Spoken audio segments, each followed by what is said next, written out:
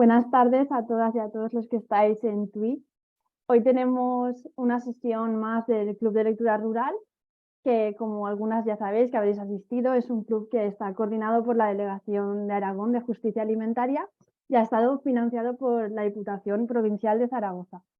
Y hoy tenemos aquí a Yayo Herrero, estamos súper contentas de poder contar con tu presencia y vamos a conversar alrededor del libro Los 5 elementos, que es una cartilla de alfabetización ecológica. Como nosotras pues nos dedicamos mucho al ámbito educativo, es una herramienta que nos ha ayudado un montón para poder pues intentar, ¿no?, como transmitir esta emergencia climática, esta crisis ecosocial en la que estamos inmersas. Bueno, antes que nada, Yayo, gracias por estar aquí, ya lo he dicho, pero voy a presentarte y Muchas gracias. empezamos con la conversación. Bueno, como supongo que muchas de vosotras ya conoceréis a Yayo Herrero, pero bueno, ella es investigadora y profesora en los ámbitos de la ecología política, los ecofeminismos y la educación para la sostenibilidad. Es licenciada en Antropología Social y Cultural y diplomada en Educación Social e Ingeniería Técnica Agrícola. Tiene muchísimas publicaciones en las que no voy a entrar y bueno, en su trayectoria como investigadora se ha centrado en la crítica al modelo de desarrollo y producción capitalista como una amenaza para el planeta y para la vida. Es activista y colabora en diversos medios de comunicación, entre los que destaca pues, Contexto. Bueno, pues aquí tenemos a Yayo Herrero y vamos a empezar con algunas de las preguntas que hemos pensado para hacerle. Hemos estructurado un poco la sesión en dos partes. Una primera parte de unos 30 minutos, 35, que yo voy a lanzar una serie de preguntas y luego vamos a dejar abierta la participación de las personas que estáis viendo la sesión a través de Twitch, que podéis hacer vuestros comentarios vía online, ¿vale? A mí me pasarán las preguntas. Pues nada, para empezar, lo primero que nos gustaría saber, Yayo, es por qué decidiste escribir una cartilla de alfabetización, como le llamas tú, ecológica, ¿no? Y en este marco de por qué, ¿no? Entiendo que tiene una vocación pedagógica. ¿Qué papel crees tú que debería de jugar la educación en este contexto de crisis ecosocial? Bueno, pues bueno, en primer lugar, muchísimas gracias por haberme invitado, que es un gustazo poder tener este ratito para charlar con vosotras y con las personas que están conectadas, ¿no? Bueno, pues el porqué de este libro, o sea, su génesis tiene una historia curiosa, ¿no? Porque yo participo, como has dicho, en Contexto. Y en Contexto, Miguel Mora, el director, me planteó si quería hacer una serie de artículos para el verano, ¿no? Para el verano de 2021, si no recuerdo mal, ¿no? Y entonces consistía en hacer 5 artículos, uno por semana, y yo, según me lo dijo, casi más hablando conmigo misma, digo, ojo, tendría que pensar el tema, y dijo él, pues no sé, algo tipo los 5 elementos, ¿no? Y lo dijo así del tirón y yo lo vi en mi cabeza inmediatamente. Pensé en el agua, la tierra, el fuego, el aire y inmediatamente me vino como quinto elemento la vida, como vectores para entender o para ver qué es lo que está pasando, qué es lo que está sucediendo con eso básico que sostiene nuestra existencia, con nuestras relaciones de codependencia con la naturaleza y le dije que sí, ¿no? Hice los artículos y se fueron publicando durante el verano y después Arcadia, que es la editorial que editó Los 5 elementos, me escribió y me dijo que si me apetecía trabajarlos un poco más, ampliarlos y demás, y que pudiéramos hacer un librito con ello, ¿no? Y fue lo que hice después. Los volví a retomar, los amplié, introduje algunas historias como más personales o historias más de vida en el centro, y ese es el origen del libro, ¿no?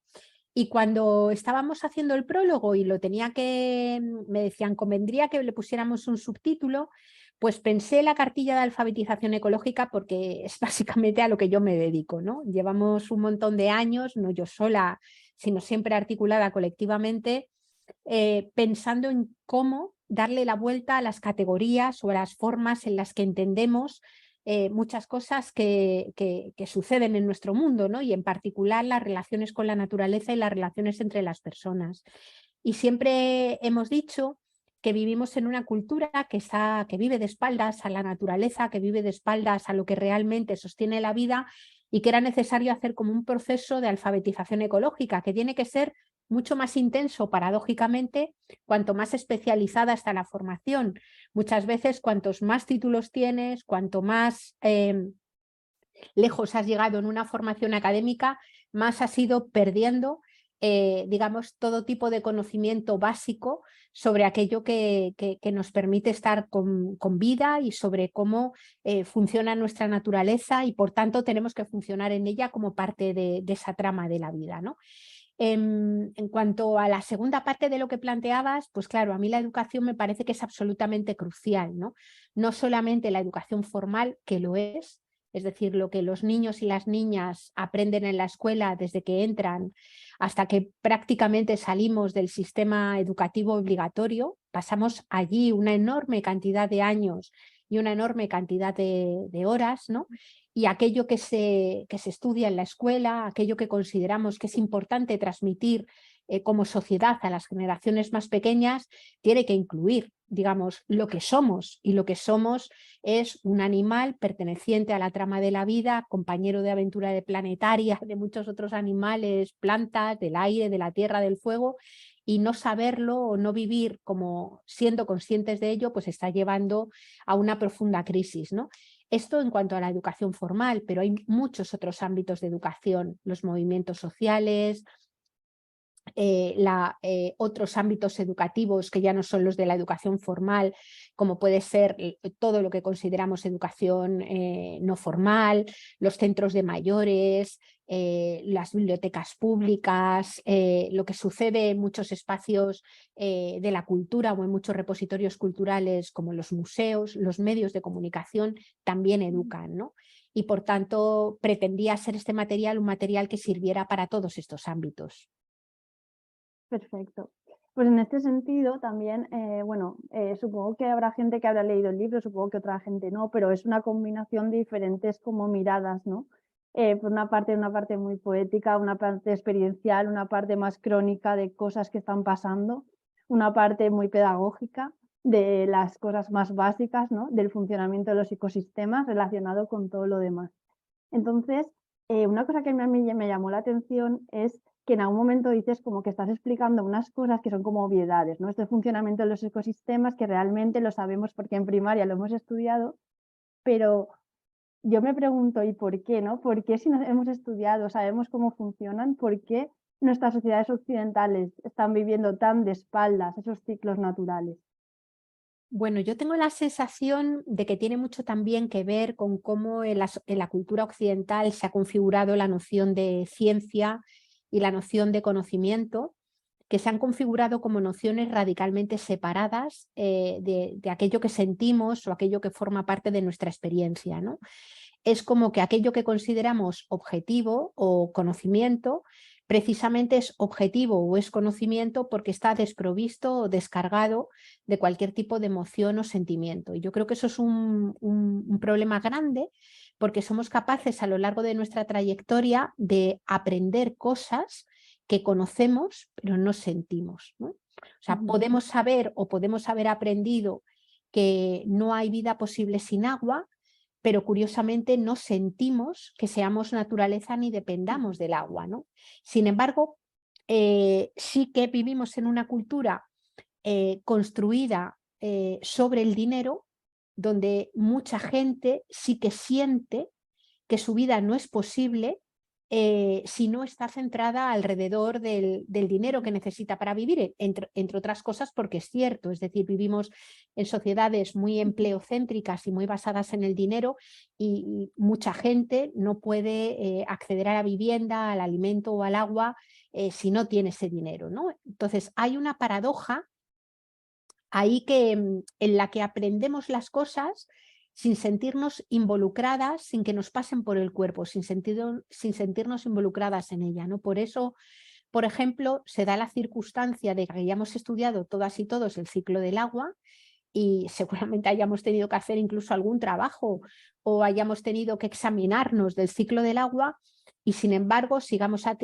teniendo tanta gente que dice que el agua de los ríos se pierde cuando llega al mar, ¿no?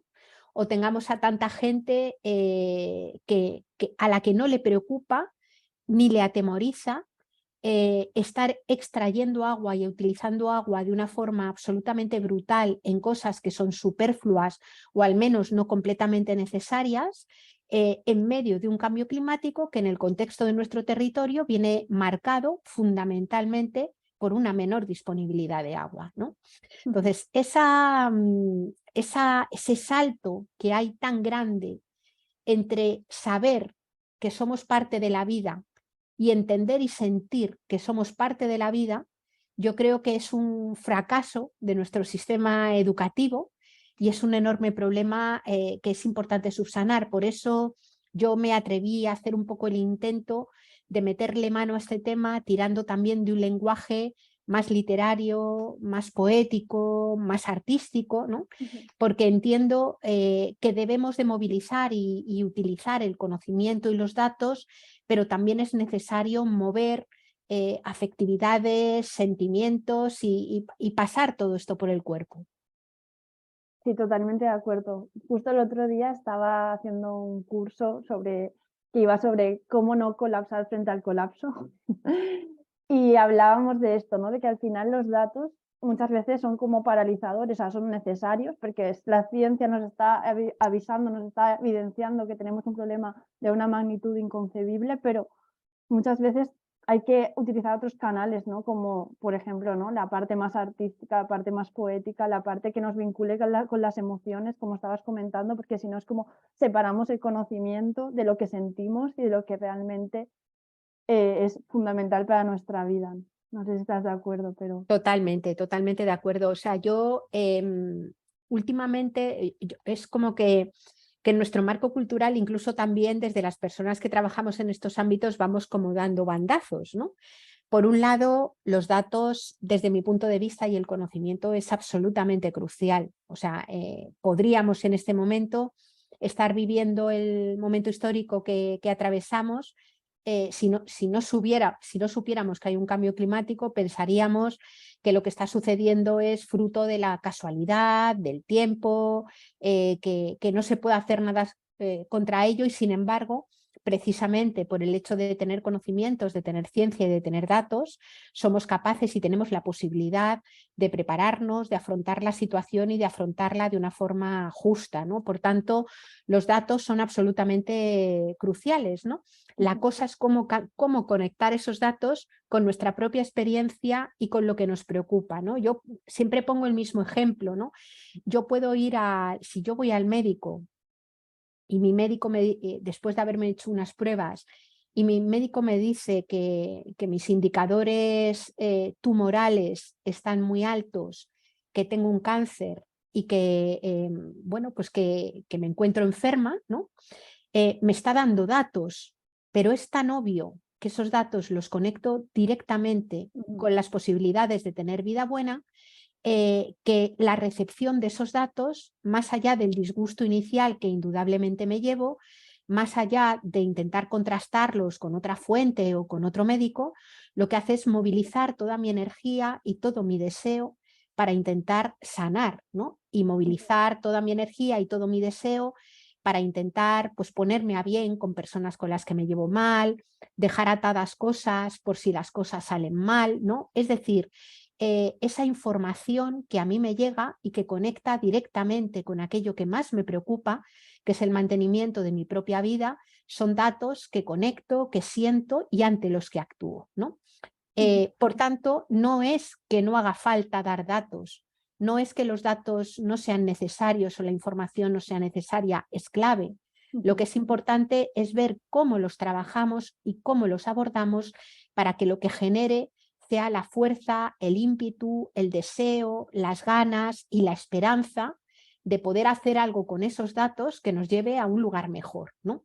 Y ahí es donde a mí me parece que es muy importante movilizar toda esa conciencia de ser seres radicalmente ecodependientes e interdependientes. Es decir, si los datos sobre la situación de la crisis ecosocial no mueven tanto, no es tanto desde mi punto de vista porque generen miedo, que paraliza, sino porque en primer lugar nos encontramos solas e inermes, muchas veces impotentes ante aquello que recibimos, y en segundo lugar porque no conectamos aquella información que recibimos con aquello que es importante, ¿no?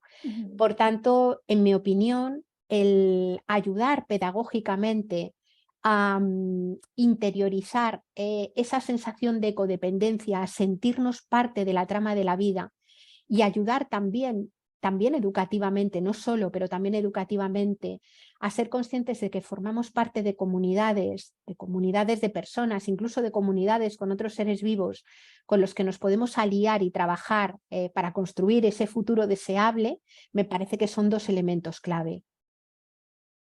En este sentido, para profundizar un poco más bueno, está claro que estamos en un modelo capitalista, ¿no?, que nos impide muchas veces ver más allá, ¿no? ¿Cómo podría ser otra realidad que tuviera unos valores completamente diferentes, donde el dinero no estuviera en el centro? Y a mí me gustaría que si nos puedes dar algunas pistas de cómo podemos imaginar ese mundo nuevo y trabajarlas desde la esperanza, ¿no?, como estabas comentando, porque a veces es como muy difícil, ¿no? Frente a todas las crisis que estamos viviendo, los datos tan fuertes y que nos cuestionan tanto en el futuro que vamos a vivir, ¿cómo podemos trabajar desde esa esperanza? Sí. Mira, a mí me gusta muchísimo el trabajo que ha hecho Joanna Macy, que es una pensadora y una psicóloga también, que tiene unas bases budistas del budismo laico, ¿no? Y no es porque yo tenga bases budistas, pero en cualquier caso las suyas me han parecido tremendamente interesantes y sugerentes, ¿no? Y Joanna Macy dice que para construir una esperanza activa hacen falta 3 cosas, ¿no? La primera de ellas es ser consciente de dónde estamos. Es decir, parece que no, pero mirar la realidad cara a cara es muy importante. Por eso, mirar el dónde estamos y entender que el capitalismo es una especie de antropología, que es en realidad una verdadera religión civil presidida o dominada por una lógica que es una lógica del sacrificio. Es una lógica que dice todo merece la pena ser sacrificado si la contrapartida es que la economía crezca. Entonces, si la economía crece bajo la promesa de crecimiento económico, tenemos que asumir que es necesario sacrificar todo, tu tiempo de vida, el que puedas o no puedas tener vivienda, la calidad de la alimentación que comes, en fin, el territorio, el clima, todo, ¿no? Todo podría ser sacrificado, ¿no? Es importante mirar, por tanto, en qué tipo de modelo estamos y a dónde está conduciendo, ¿no? Cambio climático, declive de energía y de materiales, pérdida de biodiversidad, pero no solo, sino que incluso sin haber entrado en dinámicas de crisis ecológica, lo que vemos es que las desigualdades se están profundizando en todo el mundo y que vivimos en un país donde hay mucha gente, fundamentalmente gente joven, que no llega a final de mes, que no puede emprender un proyecto vital propio porque no tiene dinero ni para pagar una casa, ni para permitirse ser madre o padre cuando se quiere ser, o si no se quiere ser, no serlo, ¿no? Quiero decir que nos encontramos con un modelo que por un lado devasta en lo social y por otro lado devasta en lo ecológico. No es que la devastación o eliminar la devastación ecológica suponga devastar lo social, no son cosas incompatibles. La clave es cómo hacer que vida buena y economía no sean cosas incompatibles, ¿no? Por tanto, es muy importante mirar la realidad cara a cara. El segundo elemento tiene que ver con ser capaces de proyectar un futuro que nos parezca deseable y que sea compatible con con este momento material que estamos viviendo, ¿no? Creo que es necesario que ayudemos y hagamos ejercicios para proyectar la utopía. Nosotros la llamamos muchas veces la ecotopía, ¿no? Una utopía futura en donde vivamos vidas que sean dignas de ser vividas, que se puedan vivir con alegría, ¿no? Que no sean vidas presididas por la prisa, por el miedo, por la incertidumbre, y en donde tengamos aquellas cosas que son necesarias para tener una vida buena y que son concretas: vivienda, un mínimo suministro de energía, agua, cuidados adecuados para cada momento del ciclo vital, es decir, ver cuáles son las necesidades que hay que atender y proyectar un futuro en el que las necesidades para todas las personas, no solamente para unas cuantas, estén cubiertas y que sea deseable. Podríamos pensar cómo sería el trabajo, cómo sería la vivienda, cómo serían los barrios, cómo sería la alimentación, qué sería la seguridad en ese modelo, qué sería la libertad en ese modelo, ¿no? Y por tanto proyectar ese futuro. Y la tercera pata que plantea Joanna Macy es básicamente la de cómo ponernos en marcha hacia ese futuro, ¿no? Por eso es esperanza activa, porque a veces nos pueden proyectar incluso fantasías utópicas de escapadas a Marte, de coches eléctricos que resuelven todos los problemas, de imposibles transiciones energéticas para seguir manteniendo las cosas tal cual funcionan hoy, ¿no? Y en realidad lo que estamos proyectando, en ese momento no estamos imaginando, sino que estamos fantaseando, ¿no? Necesitamos imaginar alternativas viables, no fantasiosas, y luego ponernos en marcha con otras para ir dando pasos ya que nos encaminen hacia ellas, ¿no? Yo creo que así es como de alguna manera podemos escapar de esa futurofobia o de esa ecoansiedad de la que se habla tantas veces, ¿no? Genial, pues yo creo que son unas pistas muy buenas para poder empezar a construir esa esperanza activa. Justamente tenía el libro, no sé si se llama Esperanza Activa, de Joanna Macy, pero tengo un libro pedido para leer este verano de Joanna Macy, así Pues que vamos, es buenísima. qué bien. Vale, ahora en la parte más de la actualidad, lo que estábamos hablando antes, ¿no? Este cambio político en el que, bueno, la extrema derecha está teniendo un montón de fuerza en nuestro estado y que está conectando también, ¿no? Con bastantes personas que viven en el mundo rural. Bueno, la idea que yo quería compartirte es si crees que desde el ecologismo, los movimientos sociales, estamos sabiendo llegar a ese mundo rural o nos están ganando un poco la partida, ¿no? A nivel discursivo. ¿Cómo lo ves? Bueno, yo creo que es obvio que a nivel, sobre todo diría yo, de partidos políticos progresistas, están pues bastante ausentes del medio rural, ¿no?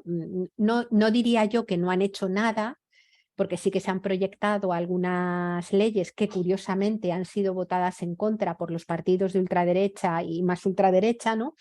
Y han sido votados en contra, pero digamos que yo vivo ahora en un pueblo muy pequeño desde hace 3 años y medio y hay una importante falta de organización. Yo creo que en general hay una falta de organización muy importante. Estoy hablando de momento de la política más de partido político. Hay una importante falta de organización de los partidos progresistas en todas partes y desde luego en el medio rural, en los medios rurales, muchísimo más, ¿no? Yo creo que en cuanto a los movimientos sociales, yo creo que hay una buena parte de los movimientos sociales que son movimientos muy urbanos, ¿no? Y el ecologismo social ha sido un movimiento que ha tenido un importante peso en el ámbito urbano, aunque no podemos negar que tenemos compañeros y compañeras que están en los pueblos, que llevan un montón de tiempo y que hacen un importante trabajo y que además en esto que a veces se llama de una forma un poco, diría yo, como banal, la España vaciada, hay mucha gente organizándose y haciendo cosas, ¿no? Yo en concreto vivo en Cantabria y alrededor de los pueblos, o sea, yo vivo en un pueblo pequeño, pero en los pueblos de alrededor del mío, en el mío, y en el pueblo un poco de cabecera que está como a 8 kilómetros más grande, a mí me ha sorprendido la enorme cantidad de gente que se mueve, que está organizada por abajo y de la que estoy aprendiendo mucho, ¿no? Sí que creo que hay toda una parte de esos movimientos que no están en modo alguno visibilizados y lo que sí, sin embargo, está muy visibilizado pues es el enfado, muchas veces con mucha razón, que tienen personas que se dedican a la agricultura, personas que viven en los pueblos y que ven cómo de alguna manera los servicios públicos se deterioran. A mí me gustaba mucho, hace poco le hacían una entrevista a Rodrigo Cuevas, bueno, soy súper fan de Rodrigo Sí, Cuevas, yo ¿no? también. Sí, pues hacían una entrevista a Rodrigo Cuevas y él reivindicaba, y yo me lo he anexionado también porque es que además lo comparto, pero me encontró como lo decía, ¿no? Reivindicaba también el derecho a la diversión en los pueblos, ¿no? Es decir, hay muchos pueblos en donde o se autoorganiza, que también está fenomenal, o no hay preocupación por la cultura, por la diversión, por poder organizar una fiesta y pasártelo fenomenal, ¿no? Y hace falta que en los pueblos también pues haya esa alegría. Hay mucha gente que lo está haciendo, pero creo que tenemos que insistir en ella muchísimo más, ¿no? Porque si no, lo que pasa es lo que está sucediendo, que en entornos pues donde hay una fuerte, ha habido unos procesos de abandono y de reducción demográfica muy importante, y donde tienes un montón de gente que trabaja directamente en el campo, cuya actividad está totalmente controlada y dominada por un montón de intermediarios que son grandes transnacionales que le pagan unos precios ridículos, ¿no? Con unas subidas, unos precios de la energía que en muchos casos no pueden mantener, ¿no? O con lo que está sucediendo ahora mismo de la subida de precios de muchos insumos, desde fertilizantes u otros productos, en parte por la crisis y en parte también por la guerra de Ucrania, ¿no? La invasión de Ucrania. Es decir, que es verdad que la vida para muchas personas del campo se hace complicada, y no se acaba de encontrar otra explicación que no sea la explicación que están dando con mensajes tremendamente simples, muchas veces falsos y mentirosos, precisamente una parte importante de esa derecha ultraderecha, ¿no? Entonces yo creo que darle una vuelta a ver qué canales y cómo podemos establecer diálogos es clave, es absolutamente clave. Muy bien. Para finalizar de la parte de preguntas, había pensado también otra pregunta relacionada con cómo crees que los feminismos nos pueden ayudar a conectar, también desde esta parte, ¿no? De conectar con las personas, con sus vidas, con las desigualdades, realmente con lo que es tangible, ¿no? Más allá del discurso. Y si crees que nos pueden hacer como llegar a más gente a través de los discursos que plantea el feminismo. A ver, yo creo que para mí los feminismos, y sobre todo desde donde yo trabajo más, que es desde los ecofeminismos, tienen la posibilidad de establecer un diálogo y una mirada que yo creo que claramente puede arrojar luz y también proyectar futuros esperanzadores sobre la vida de toda la gente, ¿no? Para esto hay que decir que, como en cualquier otro movimiento social, no hay un solo feminismo, sino muchos feminismos, ¿no? Y que con el que yo me encuentro cómoda y el que yo defiendo, del que yo he aprendido y el que me ha enseñado a pensar, es una forma de entender el feminismo que en realidad plantea, o es un movimiento que plantea el acabar con el dominio de unas personas, de unas vidas sobre otras, de terminar con ese dominio y generar culturas de emancipación que estén basadas en la comprensión de que somos seres radicalmente codependientes, pero también interdependientes, es decir, sobre la idea de que no hay ningún sujeto que por sí mismo se pueda considerar plenamente independiente y que la vida es una vida vulnerable, es decir, una vida llena de necesidades, de alimento, de agua, de afectos, de cuidados, de vivienda, ¿no? Unas necesidades que, de no estar cubiertas, lo que sucede es que la vida o no es viable o es precaria, ¿no? Como somos todas personas vulnerables y todas esas necesidades que tenemos, que no dejamos de tenerlas nunca, porque la única persona que no tiene necesidades es la que está muerta, ¿no? Como somos personas vulnerables y necesitadas, y esas necesidades solamente se pueden satisfacer en común, digamos que yo apuesto por unos feminismos en donde no hay unas vidas que valen más que otras, las vidas son interdependientes y unas personas se hacen cargo de otras, ¿no? El patriarcado es un sistema en el que básicamente se ha supuesto que hay algunos sujetos que son independientes y que están emancipados de la naturaleza, de su propio cuerpo y del resto de los seres humanos, ¿no?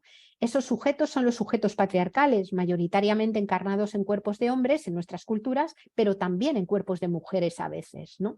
No hay ningún ser humano, insisto, que pueda vivir emancipado de la tierra, de su propio cuerpo, o desresponsabilizado o emancipado del resto de las personas.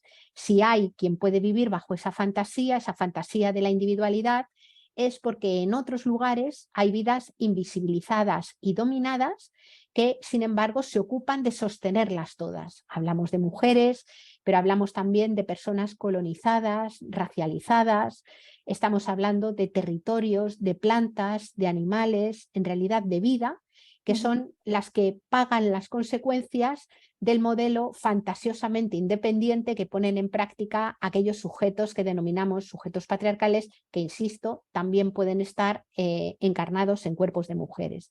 Por tanto, para mí, el feminismo es una mirada emancipadora para todas las vidas, ¿no? Una mirada emancipadora protagonizada mayoritariamente por mujeres u otros sujetos feministas, en el que para mí cabe, digamos, todo el mundo, ¿no? Totalmente de acuerdo. Sí, al final, o sea, los dos conceptos, ¿no? de ecodependencia e interdependencia, creo que es desde donde tenemos que mirar para construir ese nuevo mundo, ¿no? que es necesario, que queremos, pero aparte creo que es imprescindible para sostener nuestras vidas.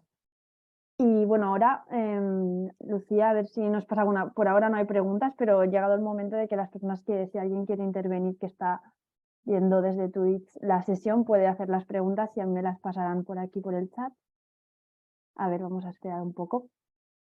Creo que también es como muy interesante, o al menos nos estamos planteando los feminismos, cómo pueden también interpelar, sobre todo en el ámbito educativo, en el momento de la adolescencia, a los chicos, porque al final es como súper importante que se entienda que es algo a nivel social que implica a todas las personas y que todas nos vamos a liberar a través de un nuevo pensamiento más allá del patriarcado, ¿no? Porque a veces es como creo que en este momento los feminismos han llegado muchísimas jóvenes que se han sentido muy identificadas y que han entendido que es una herramienta de liberación y de poder reivindicar sus derechos y poner límites, pero muchas veces ha causado esta polaridad, ¿no? Como si fuera una cosa que no tiene que ver con el resto. Y creo que ese es el reto que tenemos ahora también a nivel educativo, de cómo hacer un feminismo inclusivo, un feminismo que se entienda como algo que va a transformar, ¿no? Y que al final la masculinidad y los roles de género nos están oprimiendo a todas, no solo a nosotras, ¿no?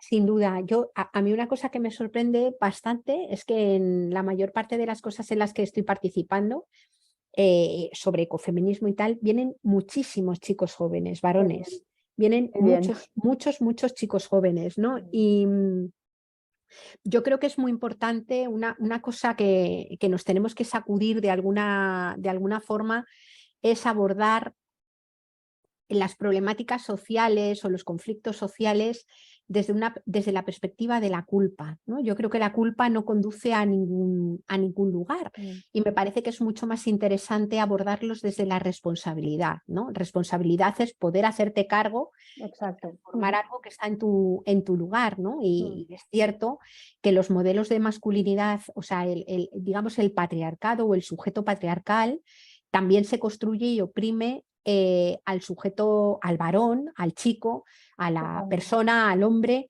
que no representa a la masculinidad normativa, omnipotente, poderosa, ¿no? Y hay muchos chicos jóvenes que sufren enormemente con unas imposiciones normativas que no desean, ¿no?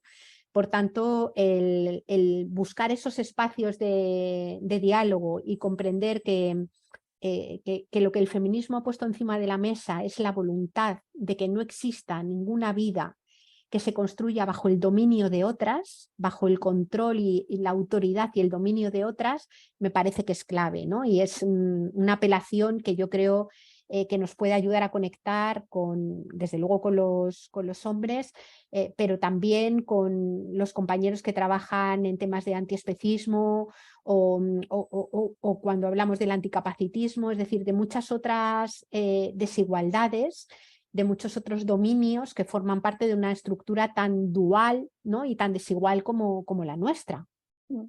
Tenemos aquí una pregunta, te la leo. Hola, un placer escucharte siempre, Yayo. Yo también vivo en el mundo rural hace 3 años. Mi pregunta es, ¿cómo crees que se puede articular una conexión real, no teórica, sino coactiva, entre los movimientos sociales que, como bien dices, se desarrollan en una mayoría en las ciudades, o al menos son más visibles, y en el mundo rural? Y esos movimientos sociales que comentas que existen, perdón, a ver, es súper largo. A ver, como bien dices, se desarrollan en su mayoría en las ciudades, o al menos son más visibles. Y el mundo rural y esos movimientos sociales que comentas sí que existen, pero que son menos visibles del mundo rural. Está en el chat si la quieres leer. Le echa un vistacillo. A ver, yo estoy en este momento aprendiendo totalmente, ¿no? O sea, yo fíjate que había escrito algunas cosas sobre el mundo rural y sobre las transiciones ecológicas en el mundo rural, y cuando me he venido a vivir a un pueblo me he dado cuenta de que muchas de las cosas que yo misma me había planteado vienen desde miradas que construyes en los mundos urbanos y que tienen poco que ver con lo que está pasando en los pueblos, ¿no? Yo lo que voy a compartir es más que nada mi experiencia aquí, que no pretende ser en modo alguno ninguna teoría o consejo que valga para todos los lugares, pero yo ya te digo que lo estoy aprendiendo ahora, ¿no? Por ejemplo, en el pueblo donde yo vivo, y creo que es algo que sucede en general en el mundo rural, hay una importante distancia entre las personas que hemos llegado de fuera, incluso aunque algunas de ellas lleven aquí 15 o 20 años, ¿no? Y las personas que son de aquí, ¿no? Hay una brecha que en los pueblos se nota mucho porque es un espacio pequeño que no es tan diferente de la brecha que hay en las ciudades cuando vemos barriadas donde vive población fundamentalmente migrante que a lo mejor no se conecta tanto con la población más del lugar, ¿no? Pero al menos en la zona donde yo vivo eso es muy, muy evidente, ¿no? Yo bueno, me he ido incorporando a los movimientos sociales que había aquí, que trabajan sobre todo en temas culturales. Hay también, por ejemplo, un pequeño movimiento en defensa de las pensiones, bastante gente que está alrededor de la agroecología, porque hay unos cuantos productores y productoras agroecológicos. Hay un pequeño pero vigoroso movimiento feminista, ¿no? Y alrededor de todas las cuestiones que nos están pasando, yo vivo en Cantabria y aquí también el tema del agua y del cambio climático se está notando muchísimo, ¿no? Pues vamos articulándonos. ¿Y cómo hacemos para intentar conectar con la gente que es aquí de toda la vida? O al menos como yo me lo estoy planteando, ¿no? Bueno, las mujeres mayores es una forma de entrar maravillosa. O sea, no os podéis imaginar cómo nos han acogido a mi compañero y a mí aquí, ¿no? En el pueblo donde yo vivo, en el núcleo, el barrio donde yo vivo, hay una señora mayor maravillosa que bueno, desde el primer momento se hizo cargo de nosotros de una forma grande, ¿no? Y para mí las conversaciones con ellas están siendo una forma de poder entender y poder hacer incluso eso que desde las epistemologías del sur se han llamado sociología de las traducciones, ¿no? Hay palabras que no nos funcionan de la misma manera o que no se entienden de la misma manera, y la única forma de pisar un suelo común de lenguaje desde el que poder entendernos es pues hablar mucho para intentar entender dónde están esas diferencias, ¿no? Yo, por ejemplo, en mi pueblo, que es un pueblo ganadero, decir que eres ecologista sin más es declararte enemiga pública de la actividad de las personas ganaderas.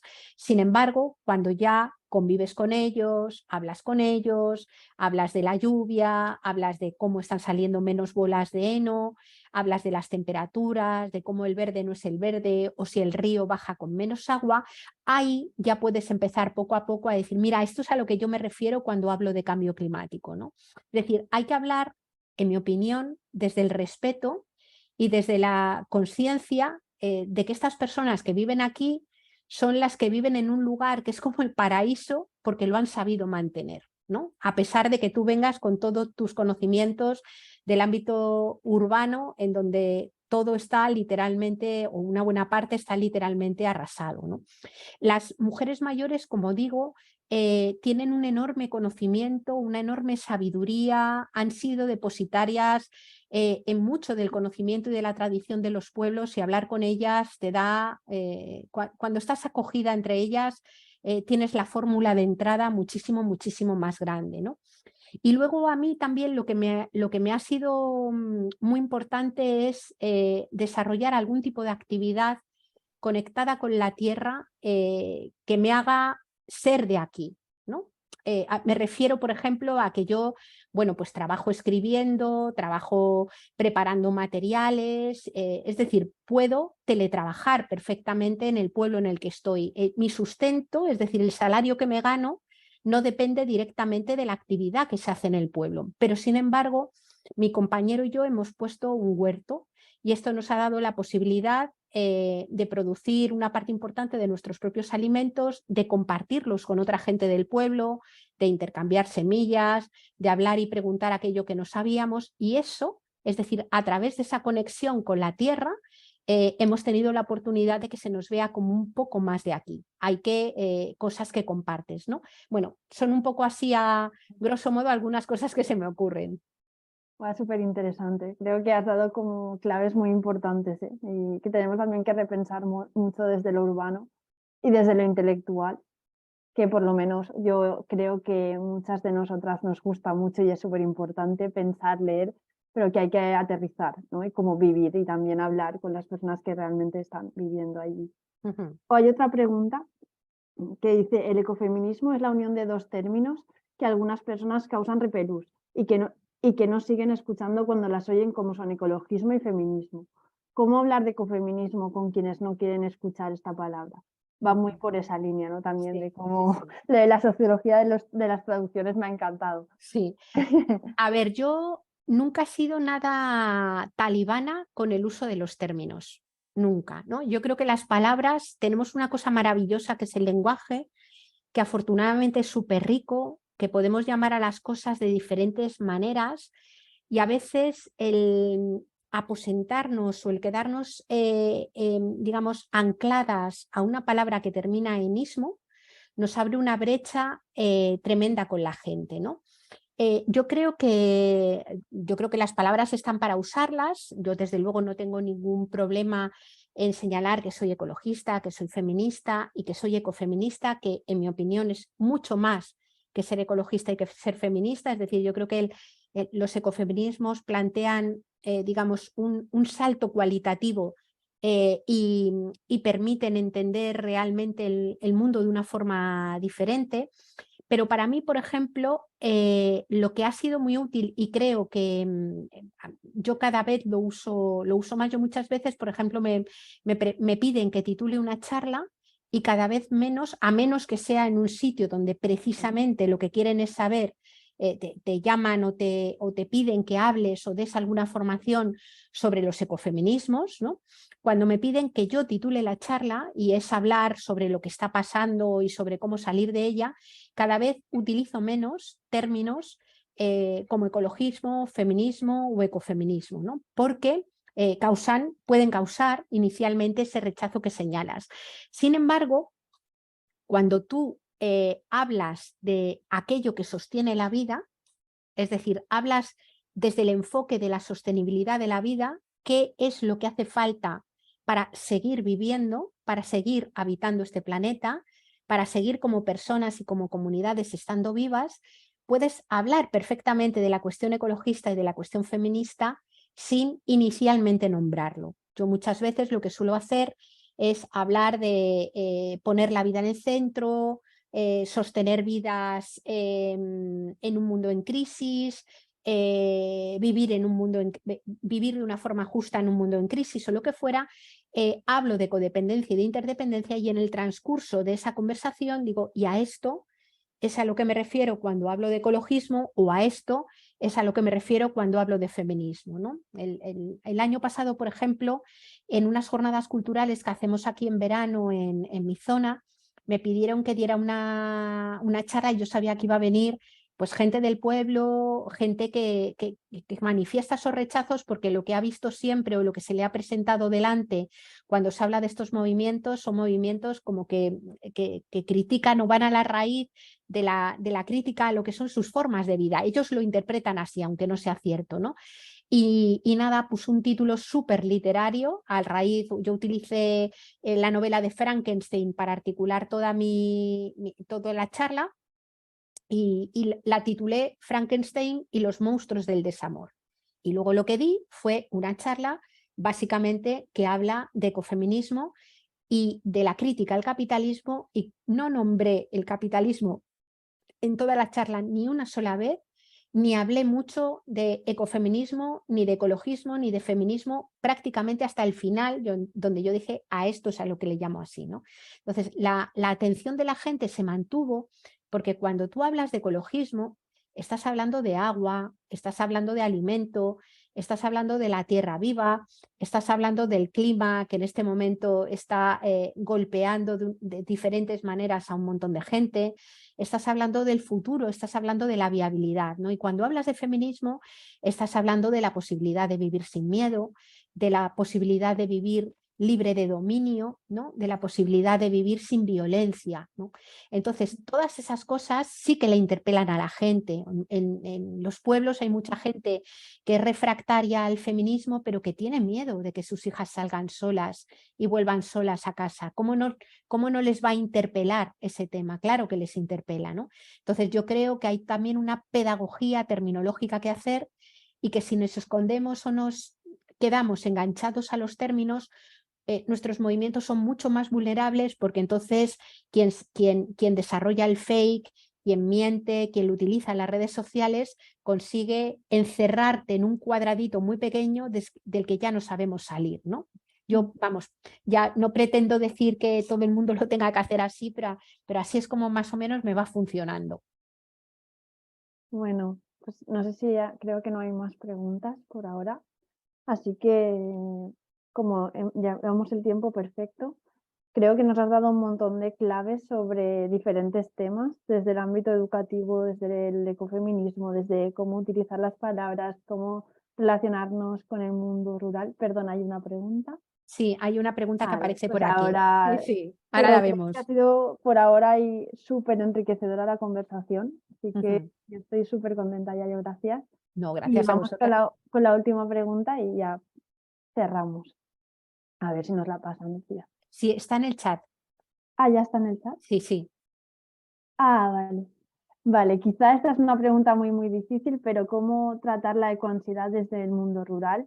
Yo también vivo en el campo y tengo una conexión directa con los efectos del cambio climático, cosa que me crea mucha ansiedad, sobre todo teniendo en cuenta que poca gente habla de cambio climático. Y si se habla como de un efecto que no tiene culpables y del que no podemos hacer nada. Y es muy desmoralizador. Ujú. A ver, mira, aquí en donde yo estoy, hace como 3 meses, un día salí de casa, ¿no? Bueno, a la Mies, que está al lado, iba al pueblito de al lado que puedo ir andando, y una vecina mía, que es mayor y que lleva aquí toda la vida, ¿no? Estaba asomada a la ventana, o sea, y tenía una cara que era para vérsela, ¿eh? Estaba viendo, porque bueno, no había llovido nada prácticamente desde octubre hasta mayo. Ahora ya desde mayo, junio, julio, sin embargo, sí que ha llovido más y se ha recuperado bastante aquí en el norte un poco el tema del agua. Aún así, este año el verde no es el verde de siempre, es un verde diferente, no es el verde este que hay en el norte, ¿no? Y estaba mirando al frente y le saludé y le digo, ¿qué te pasa? ¿Que estás así tan seria, ¿no? Y me dijo que tenía miedo. Dice, mira, tengo como miedo. Dice, tengo sensación como si estuviera viviendo en un lugar extraño, ¿no? Esto del agua no me parece normal, y estoy preocupada porque estoy viendo que el año pasado, en el verano, bueno, el año pasado sí que fue más complicado porque hizo mucho más calor, ¿no? El año pasado pasó algo parecido, dijo ella, y a mí no me preocupa tanto por mí, me preocupa por los nietos, porque si te falla el agua, si no tienes el agua es que es como que no tienes nada, ¿no? quiero decir que incluso esta persona, vamos, probablemente en otro momento habría dicho que lo del cambio climático es una milonga y que son las cosas que pasan, pero incluso la gente que niega el cambio climático, al final, como cada vez aparece más en todas partes, cada vez está más en los medios de comunicación, en todos lugares, aunque solamente sea para negarlo, y con sus propios ojos sí que están viendo lo que está sucediendo, hay ahí un proceso que se puede ir trabajando poco a poco, ¿no? Probablemente costará un tiempo y a lo mejor ni siquiera yo me planteo que el objetivo sea que lo tengan que nombrar como lo nombras tú, ¿no? Pero yo sí percibo que hay una preocupación. O sea, el primer día de mayo que llovió, después de tantos meses sin lluvia, era un domingo y estábamos tomando el vino en uno de los bares de la zona, que es uno de los bares donde más ganaderos hay, y empezó a diluviar una lluvia de estas así bonita, que cae despacito, que empapa el suelo, ¿no? Y salimos todos del bar y fue un momento de estos de hermanamiento precioso, todo el mundo decía, ¡ay, qué gusto! No sé qué, es decir, como que yo tengo la sensación de que aunque no se nombre porque haya términos que se perciban como brutalmente polarizados y politizados, porque lo están siendo por la ultraderecha, ¿no?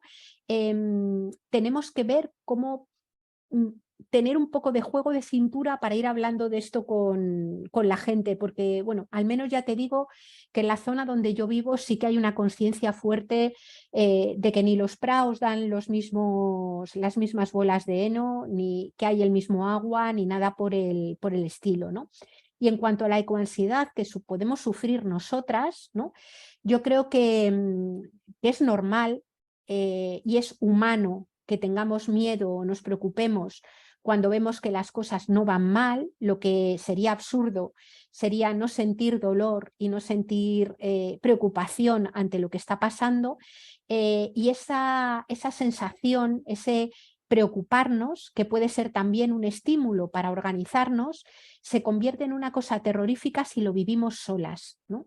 Yo creo que la mejor forma de combatir la ecoansiedad no es como dicen en algunos momentos, quitar preocupación o dejar de hablar de las cosas, sino articularnos para estar juntas y para que el miedo se convierta en un instrumento de movilización que nos permite pensar en ese futuro que deseamos y hacia el que podemos caminar, ¿no? Naomi Klein decía que el miedo solo paraliza si no sabes hacia dónde correr. Yo suelo añadir que es si no sabes hacia dónde correr y además estás sola, ¿no?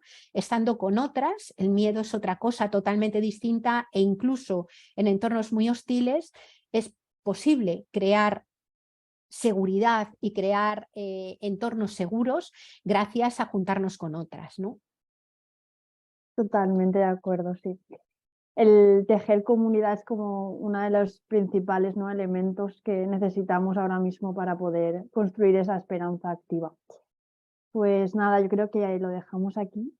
Ha sido, como he dicho, un placer. Quería recordar a las personas que nos están viendo que pueden seguir también el canal de Telegram del Club de Lectura Rural, y allí vamos poniendo toda la información de las sesiones que vamos a desarrollar.